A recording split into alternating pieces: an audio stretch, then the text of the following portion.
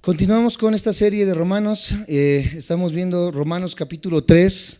Faltan muy pocos versículos para terminar. Vamos a darle lectura y vamos a comenzar en esta hora con el capítulo 4 del libro de los Romanos. Así que para terminar, para cerrar, vamos a leer los últimos 3 versículos de Romanos capítulo 3.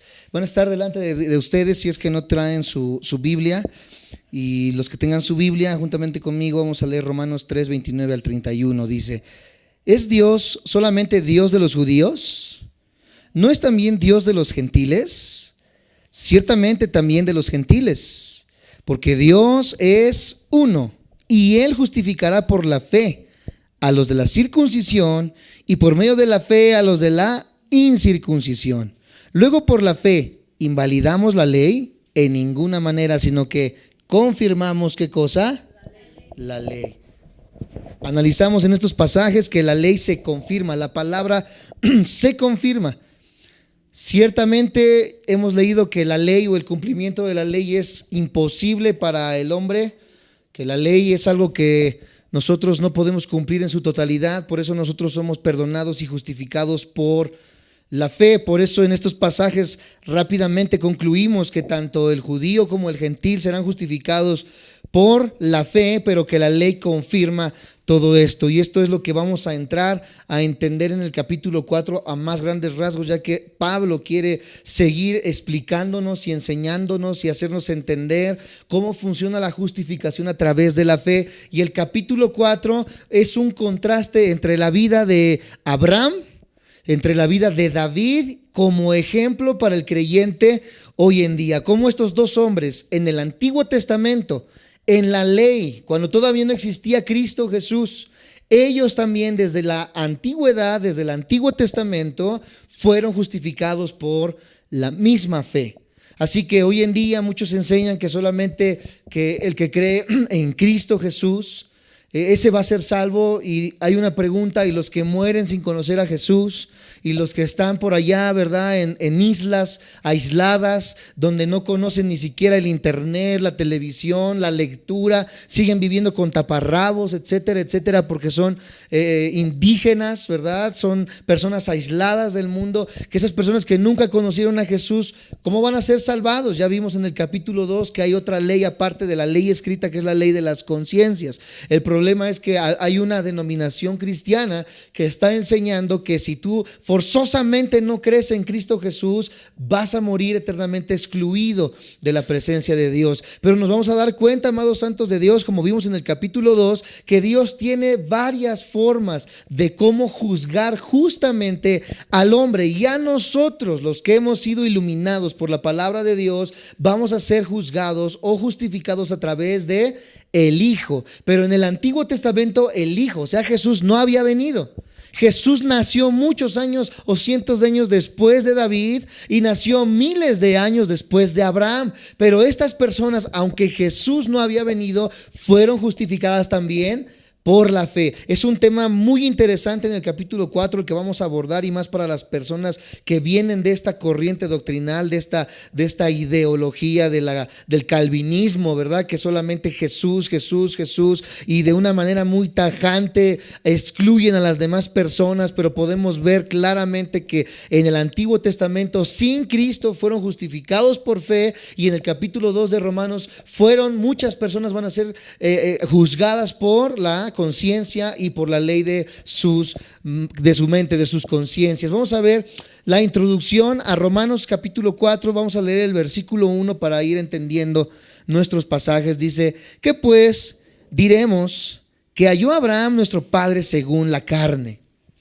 Una vez más, en forma de pregunta: ¿qué pues diremos que halló Abraham nuestro padre según la carne? Porque si Abraham fue justificado por las obras, tiene de qué gloriarse, pero no para con Dios. Porque ¿qué dice la Escritura? Creyó Abraham a Dios y le fue contado por justicia. Pero al que obra no se le cuenta el salario como gracia, sino como. Mas el que no obra, sino cree en aquel que justifica al impío, su fe le es contada por justicia. Como también David habla de la bienaventuranza del hombre a quien Dios atribuye justicia sin obras, diciendo: bienaventurados aquellos cuyas iniquidades son perdonadas y cuyos pecados son cubiertos. Vamos a ir desglosando verso por verso estos pasajes del capítulo 4 de Romanos.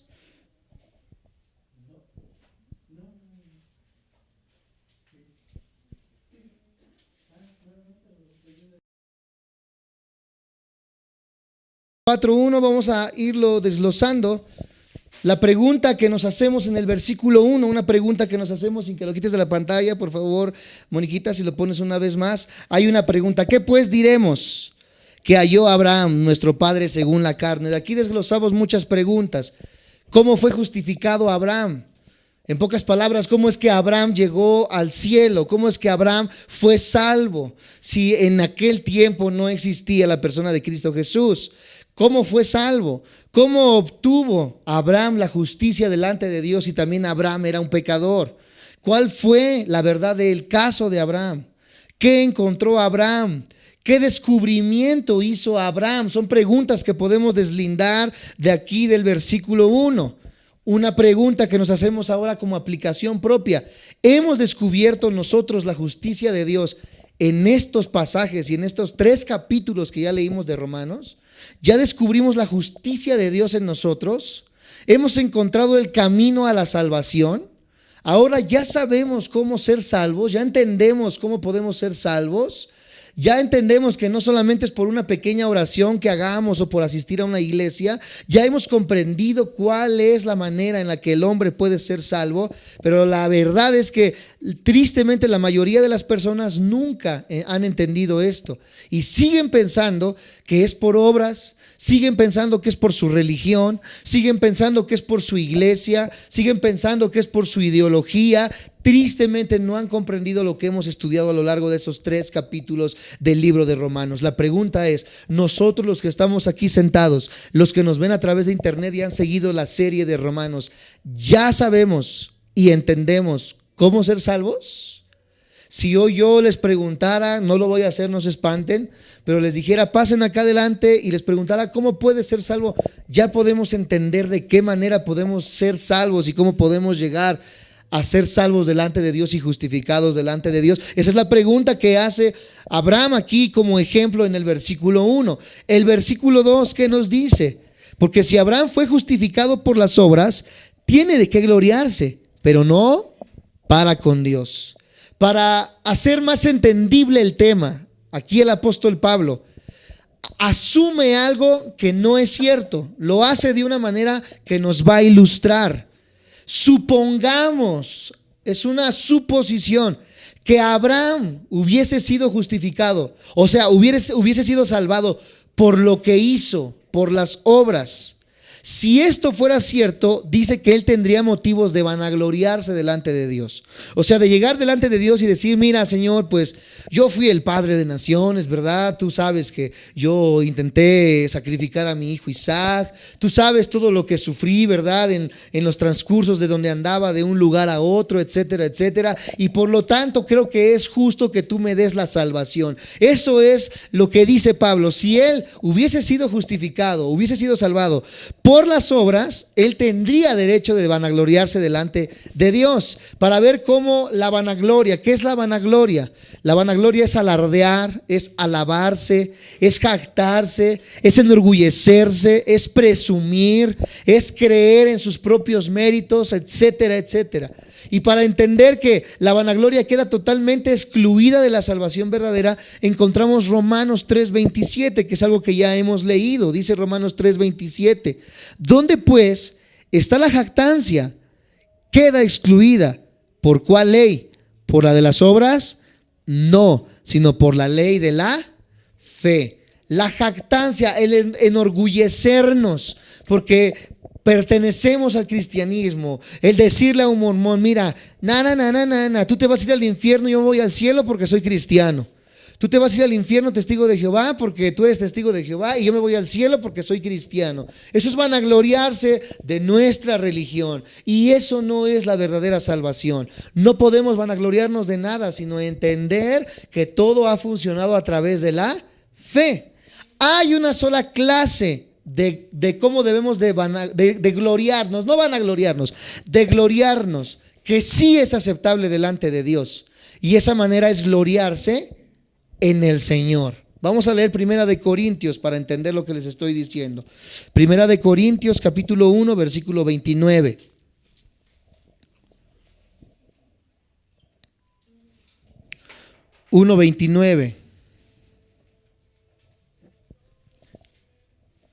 Dice: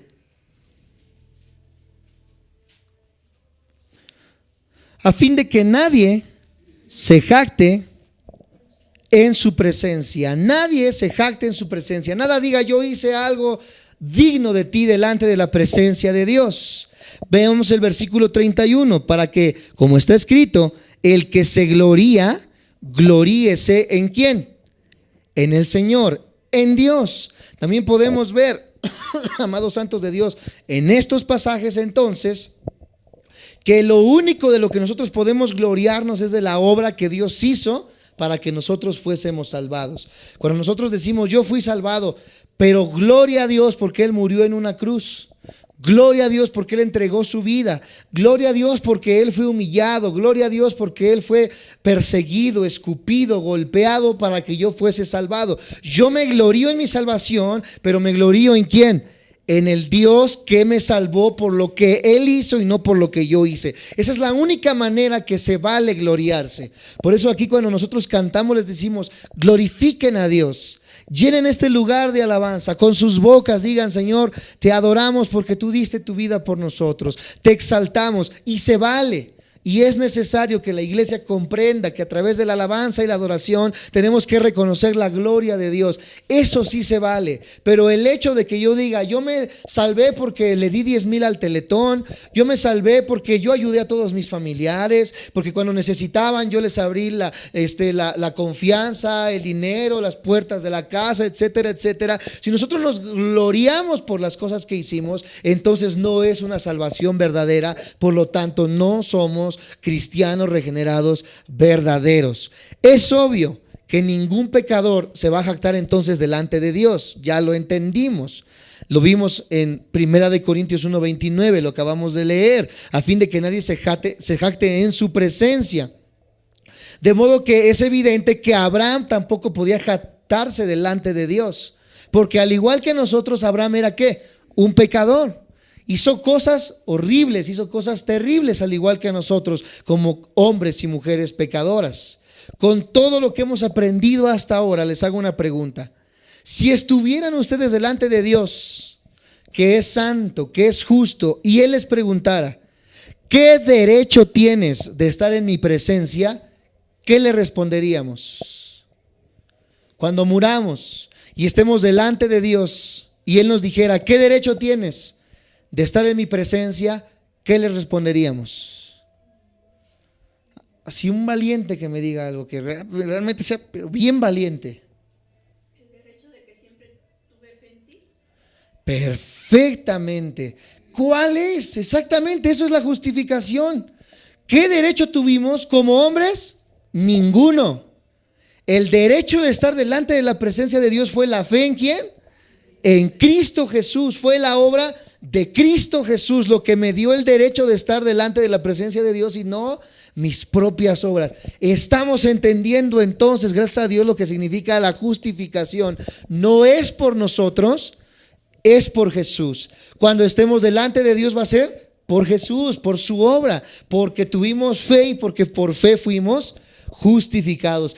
De verdad se merecen un fuerte aplauso porque están aprendiendo, amados santos de Dios. Gloria a Dios. Jesús es el centro de todo. Vamos a ver ahora Romanos 4:3 para seguir avanzando. Pero al que obra, no se le cuenta el salario como gracia, sino como deuda. Vamos a seguir hablando un poco acerca de Abraham para entender estos pasajes. ¿Abraham fue salvo por obras o por fe? Por fe. Fue justificado por fe. Nadie puede ser justificado por obras. Ese es el centro del mensaje. Es una pregunta crucial. Todas las religiones del mundo, escucha, nos enseñan, incluyendo los cultos y los sismos, enseñan que algún tipo de salvación viene por las obras. Todas las religiones del mundo, lo voy a decir bien claramente, testigos de Jehová, catolicismo, mormonismo, nueva era, cienciología, etcétera, etcétera, hinduismo, budismo, todas las religiones enseñan que la salvación viene por obras. Por eso cuando vienen al cristianismo es un choque tremendo el no entender que nosotros no somos salvos por obras. El cristianismo es el único sistema de pensamientos, si lo quieren ver las personas de allá afuera, aunque no es un sistema de pensamientos, el cristianismo es la verdad. El cristianismo es el único que ofrece la salvación gratis, sin hacer nada, sin ninguna obra que pueda abonar a nuestra salvación. Cuando venimos del catolicismo al cristianismo y decimos, entonces ya no tengo que irme de rodillas, pero algo tengo que hacer. Ya no me tengo que pegar con nopales, pues algo tengo que hacer. Jesús dice, no tienes que hacer nada más que tener fe en mí. Eso es lo único. Pero las obras quedan completamente excluidas. El hombre tiene que hacer ciertas cosas, dicen estas religiones, y el hombre tiene que cumplir ciertos requisitos para ser salvos y ganarse el favor de Dios. Pero el camino de la salvación bíblica es totalmente diferente.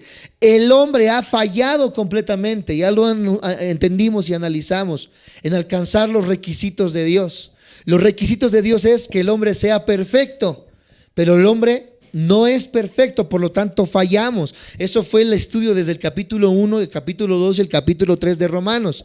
Pero Dios, por medio de Jesús, ha hecho posible que el hombre sea perfecto sin ser perfecto. Eso es lo precioso de la fe en Jesús. En Jesús somos perfectos sin ser perfectos. ¿Me siguen?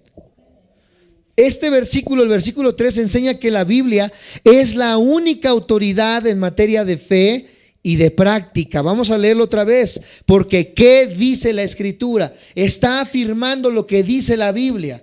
Si Pablo no creyera en el Antiguo Testamento, hubiera dicho, ¿qué digo yo? Pero él está afirmando que la Biblia dice algo. ¿Y qué es lo que dice la Biblia?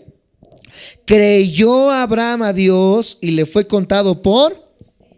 Creyó, di conmigo, creyó.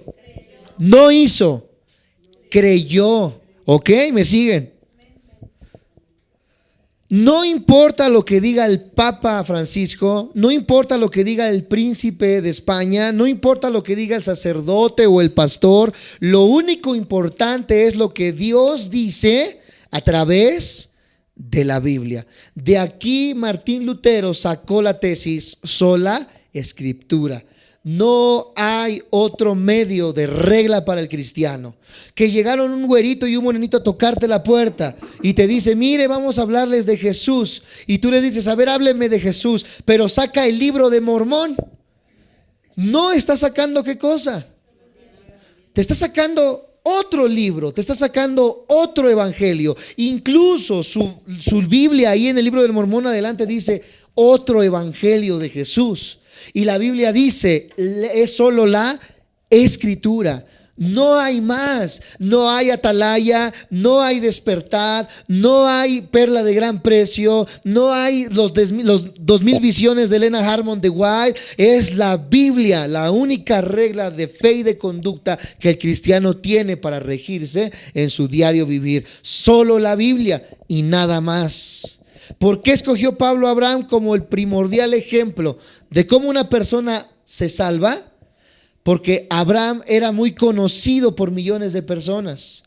Por ejemplo, para los judíos era el patriarca, era el padre de los judíos. Ustedes se han dado cuenta que en todos los capítulos que hemos analizado siempre decían los judíos, nuestro padre Abraham.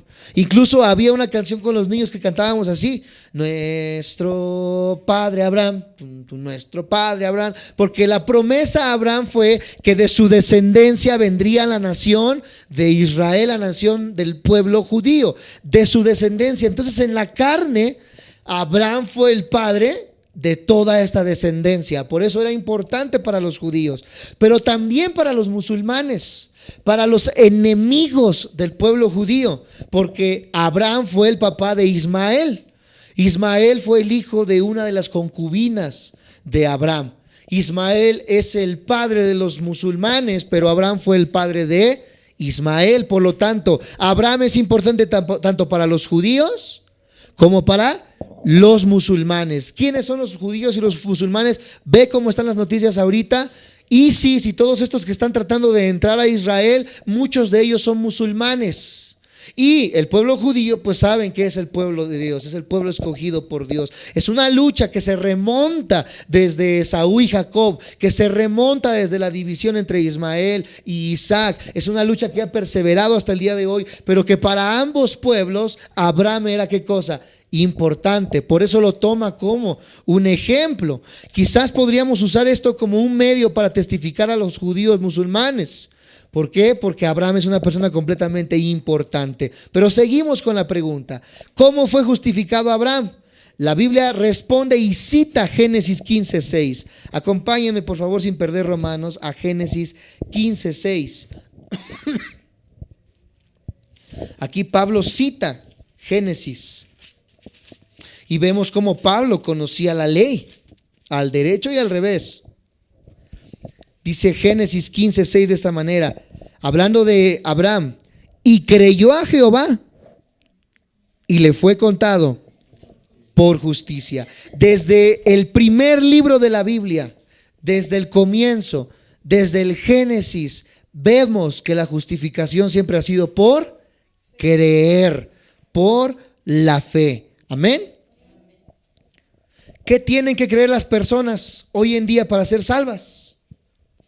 Hoy en día, no en el Antiguo Testamento. Ya lo acabamos de decir hace un momento, me dieron la respuesta. Hoy en día, ¿qué tiene que creer la gente? En Jesús, en la obra que hizo Jesús. ¿En dónde? En la cruz del Calvario. Eso es lo que tienen que creer las personas. Gálatas 2:20 dice, Gálatas 2 versículo 20, dice de esta manera: con Cristo estoy juntamente crucificado, y ya no vivo yo, mas vive Cristo en mí. Y lo que ahora vivo en la carne, lo vivo en la fe del Hijo de Dios, el cual me amó y se entregó a sí mismo por mí. Romanos 10:9, ¿qué nos dice? Estamos analizando el centro del Evangelio. Romanos 10:9 dice de esta manera: que si confesares con tu boca que Jesús es el Señor y creyeres en tu corazón que Dios le levantó de los muertos, serás. Primera de Corintios 15, un poquito más adelante de Romanos. Primera de Corintios 15, 1 al 4. Dice de esta manera: además os declaro, hermanos, el evangelio que os he predicado. Una vez más este pasaje, y subráyalo por favor. Además os declaro, hermanos, ahí subraya, el evangelio que os he predicado, el cual también recibisteis, en el cual también perseveráis, por el cual asimismo, si retenéis la palabra que os he predicado, sois ¿qué cosa? Si no creísteis en vano, porque primeramente os he enseñado lo que asimismo recibí. ¿Qué cosa? Que Cristo murió por nuestros pecados conforme a las Escrituras, que fue sepultado y que resucitó al tercer día conforme a las Escrituras, y que apareció a Cefas y después a los 12, y podemos seguir leyendo. ¿Cuál es el evangelio? Que Jesús vino, que Dios se manifestó en carne, que este Jesús murió, pero que resucitó al tercer día, y que por la fe en Él somos. Cuando toquen tu puerta los testigos de Jehová, cuando toquen tu puerta los mormones, pregúntales: ¿cuál es el evangelio que tú me traes? Ellos te van a decir, mire, te van a mostrar el atalaya y te van a decir: mira, el evangelio que te traemos el día de hoy dice, ¿quién controla al mundo? ¿Qué es el Armagedón? ¿Cuándo va a acabarse este mundo? ¿Acabará la maldad en el mundo? ¿Satanás sigue activo en estos días? Eso es lo que te dicen los testigos de Jehová. Pero la Biblia me dice que el evangelio es otro. El evangelio que predicamos y que recibimos y que perseveramos en él, nos lo dice en el versículo 3 y 4. Porque primeramente os he enseñado lo mismo que yo recibí. El apóstol Pablo nos dice que Cristo murió por mis pecados, conforme a las escrituras, y que fue sepultado y que resucitó al tercer día, conforme a las escrituras. A ver, amigo testigo de Jehová, discúlpame, yo te pregunté cuál es el evangelio, pero la Biblia me dice que el evangelio es Cristo Jesús, que Jesús murió y que resucitó. Por lo tanto, si vamos a Gálatas 1:5, nos dice que si alguien viene y te toca la puerta y te da un evangelio diferente que el que han anunciado, sea maldito.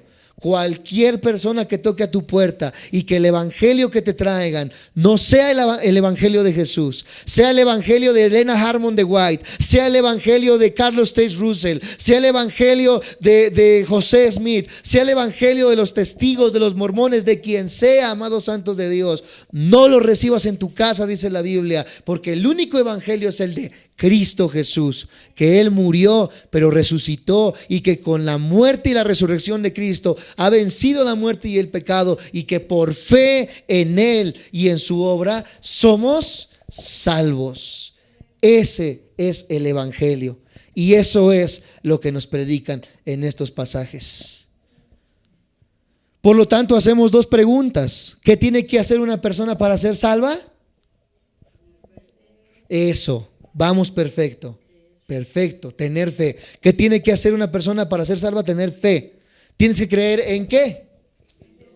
Vamos, perfecto. La salvación es por fe. La salvación está basada siempre y para siempre en la sangre derramada de Cristo Jesús.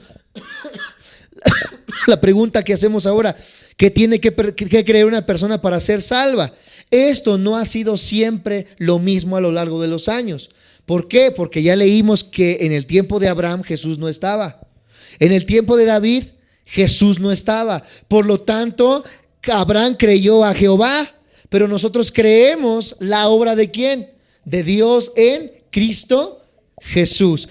El creer ha cambiado a lo largo del tiempo.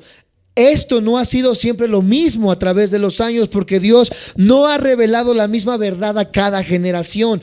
Toda persona es responsable por la revelación que Dios nos da en este momento, porque a quien mucho se le da, mucho se le va a pedir. En cuanto a lo que sabemos es, amados santos de Dios, lo que nosotros vamos a ser justificados y enjuiciados delante de Dios. De acuerdo con Romanos 4:3, Dios contó la fe de Abraham por justicia. De eso se trata entonces la justificación. La fe es contada por justicia.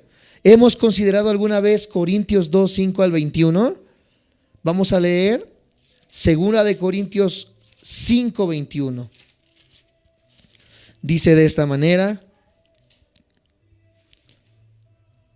al que no conoció pecado, por nosotros lo hizo pecado, para que nosotros fuésemos hechos justicia de Dios en él. Por la obra de Jesús, el que no conoció pecado, por nosotros se hizo pecado, para que nosotros fuésemos justificados en él. Vamos a leer Romanos 4:4. Vamos avanzando muy bien en nuestro estudio. Dice Romanos 4:4: pero al que obra no se le cuenta el salario como gracia, sino como deuda. Este versículo describe la persona que obra. El versículo 5 describe la persona que no obra, o sea, la que cree. En el versículo 4, la persona que obra espera una recompensa para su obra. El que cree con sus buenas obras puede ganarlas. El que cree que con sus buenas obras puede ganar la salvación y el favor de Dios está completamente equivocado. Notemos estos dos versículos. La persona que hace cree que merece algo. La persona que entiende que es pecadora sabe que no merece nada, pero cree que Dios puede obrar en nuestras vidas. Romanos 4:5 dice: mas el que no obra, sino cree En aquel que justifica al impío, su fe le es contada por justicia. La mayoría de la gente hoy cree que la manera de salvarse es ser buena. Tú pregúntale a tus hijos, a tus nietos, a tus tíos, a tus sobrinos, y ellos te van a decir: yo no creo que Dios me vaya a castigar porque no soy tan malo. Yo creo que siendo bueno, Dios me ve bien. Ellos creen y enseñan que la salvación se gana siendo buenos, se gana dando, se gana apoyando, se gana siendo una persona moral, se gana siendo una persona íntegra a los ojos de los hombres. Ellos creen todo esto que de acuerdo a cualquier concepto bueno que tengan. Romanos 4:5 enseña que el camino para ser salvo no es ser bueno, sino que creer. Nadie de nosotros es lo suficientemente bueno delante de Dios, ya lo hemos entendido, para alcanzar la fe, para alcanzar el estándar justo de Dios. Mas el que no obra, aquí dice en el versículo 5 una vez más, mas el que no obra. Cuando una persona no está obrando, ¿qué está haciendo? Cuando yo no trabajo, ¿qué hago?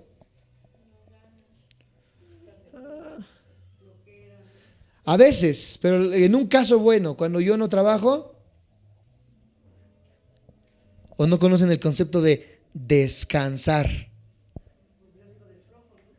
No, flojo es ser ocioso completamente, no hacer nada ni lunes, ni martes, ni miércoles. Pero el que trabaja de lunes a sábado, bien y fuerte, merece ¿qué cosa? Un descanso. El flojo es el que vive ocioso, que no hace nada. Pero el que trabaja, pero el que no trabaja, ¿qué hace? Descansa, ¿ok? Entonces, cuando yo no obro para mi salvación, ¿qué tengo que hacer? Descansar, no ser flojos. Qué bueno que dieron esa idea, porque hay algunos que son flojos en ese aspecto, en decir: bueno, si ya Dios murió por mí, pues ahí me tiro. Es lo que estamos viendo en Santiago, que la fe demuestra obras. No obras para salvación, sino frutos de salvación. No es que yo me quede de flojo, ¿verdad? Porque ya soy salvo, sino que descanso en mi salvación. ¿Me siguen? La salvación no es por obrar, sino es descansar sobre la obra de otro. La obra consumada de Jesús en la cruz. San Juan 19:30. Vamos a darle lectura. San Juan 19:30. Dice de esta manera: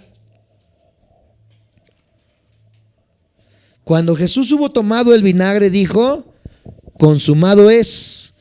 Y habiendo inclinado la cabeza, entregó el Espíritu. Él dijo que la obra estaba terminada, que se acabó, que el hombre ya no tiene que andar buscando bautizarse para salvación, como enseñan los pentecostales y el unitarismo, que el hombre tiene que hacer obras, ¿verdad?, para abonar a su salvación. Estas personas son las que creen que la salvación se puede perder, porque creen que con sus obras mantienen su salvación, pero la verdad bíblica es que la salvación es perfecta, fue consumada, ya se terminó, y lo único que necesito es creer y descansar en lo que Jesús ya hizo. ¿Me siguen? ¿Me dicen amén? Muchas personas no son salvas porque no se ven a sí mismas como pecadoras, sino que se ven a sí mismas como buenas. ¿Me siguen? Muchas personas no son salvas porque se ven a sí mismos como buenas, en vez de ver la realidad, que somos ¿qué? Pecadores. Y así ellos no ven la necesidad de ser salvos. Por eso cuando tú le hablas a una persona que es moral, que es buena, y le dices: arrepiéntete para que Dios te salve, ellos dicen: pero ¿me arrepiento de qué? No soy adúltera, no le hago nada mal a nadie, ayudo a los pobres, etcétera, etcétera. Pero la fe no es sino es por fe. Por lo tanto, aunque estas personas se vean a sí mismos buenas, por ello no tienen la necesidad de la salvación. Pero si ellos entendieran que todas las personas somos pecadoras y se vieran a sí mismos como pecadoras, entenderían entonces la necesidad que tienen de ¿qué? De una salvación. Necesitamos vernos como Dios nos ve. ¿Y cómo es que Dios nos ve antes de la salvación? Romanos 5:6 nos da luz de cómo Dios nos ve. Romanos 5:6 dice: porque Cristo, cuando éramos débiles, a su tiempo murió por los impíos.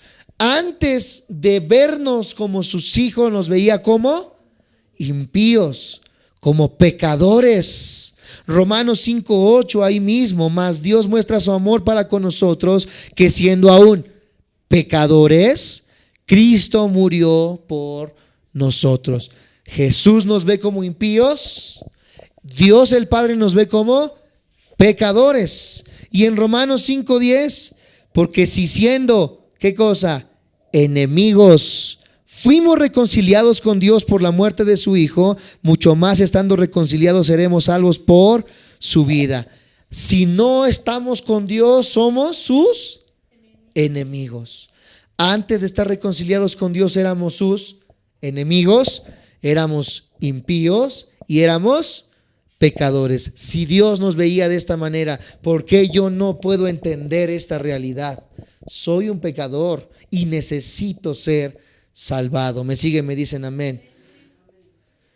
De manera que en Romanos 4, del 4 al 5, hay un contraste entre los que obran y entre los que no obran, o sea, los que creen.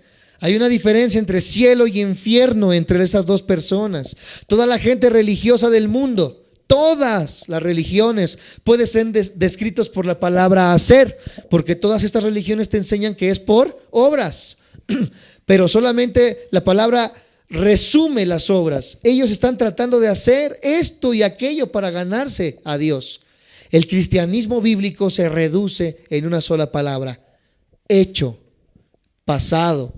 La religión es hacer, el cristianismo es hecho. Ya somos salvos. No puedo abonar a mi salvación porque ya fui salvado en el momento en que creí en quién. Pero hermano, puedes perder tu salvación. No puedo perder una salvación que es perfecta y es eterna, porque Él me ha dado vida eterna, no vida temporal. Por lo tanto, ¿qué pecado puede quitarme la salvación si Dios perdonó mis pecados pasados, presentes y futuros? Si creo en Jesús, me arrepiento, cada día voy a ser santificado, cada día voy a ser menos pecador, por lo tanto mi fe no se puede caer y por lo tanto mi salvación no se puede perder. Por eso las personas allá de otras religiones, del unitarismo, pentecostalismo, dicen: es que ya pequé, ya perdí mi salvación. Entonces, ¿qué? ¿La muerte de Cristo es en vano y no fue consumada? ¿Hoy ya soy sellado por el Espíritu y mañana se me quita el sello cuando peco? La Biblia nos enseña que no. La relación con el Espíritu Santo quizás se duele, se lastima, pero mi salvación no se pierde, porque el que ha sido salvado va a dolerse en su corazón por el pecado y va a buscar todos los días ser perdonado, venir arrepentido para que Dios el Padre nos pueda perdonar por lo que Jesús ha hecho. Por eso decía, amados santos de Dios, el salmista David, de esta manera: mi alma descansa en Jehová. Y hoy nosotros podemos decir de igual manera: mi alma descansa completamente en Jesús y no en mí, porque Jesús ha hecho la cruz por mí. ¿Sí me siguen? ¿Cuál palabra te describe a ti? ¿Hacer o hecho? ¿Estás ocupado haciendo o estás descansando en lo que Jesús ya hizo? Debemos aprender a descansar en lo que Jesús ya hizo. ¿Por qué las personas viven atareadas, verdad? Y con temores, todas atrofiadas, todas temerosas, todas dolidas en su corazón. Ay, es que le fallé, ay, es que hice esto y aquello. ¿Por qué? Porque no han entendido que su obra de Jesús fue perfecta y que lo único que tenemos que hacer es doblar nuestras rodillas, arrepentirnos para que Dios nos haga descansar. Es una promesa: venid a mí todos los cargados y turbados, que yo los haré descansar. Hoy tienes que irte con esta promesa en tu corazón: descansa en la obra que ya Jesús hizo por ti. Él ya nos amó, Él ya nos justificó, Él ya nos santificó, ya estamos sentados con Él en los lugares celestiales, ya estamos disfrutando de las delicias de la salvación que tenemos en Él. No podemos vivir perturbados, tenemos que aprender a descansar en Dios. Versículo 6 para terminar en esta noche, Romanos 4, versículo 6. Como también David habla de la bienaventuranza del hombre a quien Dios atribuye justicia sin obras. Aquí vemos que él atribuye, la palabra es imputar. ¿Y qué significa la palabra imputar? Significa adjudicar, asignar o poner a la cuenta de una persona. Por ejemplo, cuando le dices a tu compadre que está en Estados Unidos, a tu hijo, gírame un dinero, hijo, por favor, y te lo deposita en tu cuenta bancaria, él te está imputando dinero, ¿qué cosa? A tu cuenta bancaria, eso es imputar. Aquí dice también en el versículo 6, como también David habla de la bienaventuranza del hombre a quien Dios atribuye justicia sin obras. Aquí encontramos las tres imputaciones, las tres grandes imputaciones en la teología. La primera, el pecado de Adán fue imputado a toda la raza humana. No hay una persona que no haya nacido sin pecado. Todas nacemos en pecado. Fue una imputación. No era tuyo, pero ¿qué? Te lo imputó. Fue la primera imputación grande de la teología.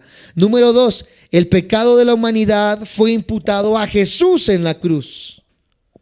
Él cargó nuestros pecados, Él cargó nuestros delitos que tampoco Él merecía, porque Él fue santo. Y la tercera imputación, la justicia de Dios ahora es imputada al creyente, a nosotros, y se arregla el problema filosófico.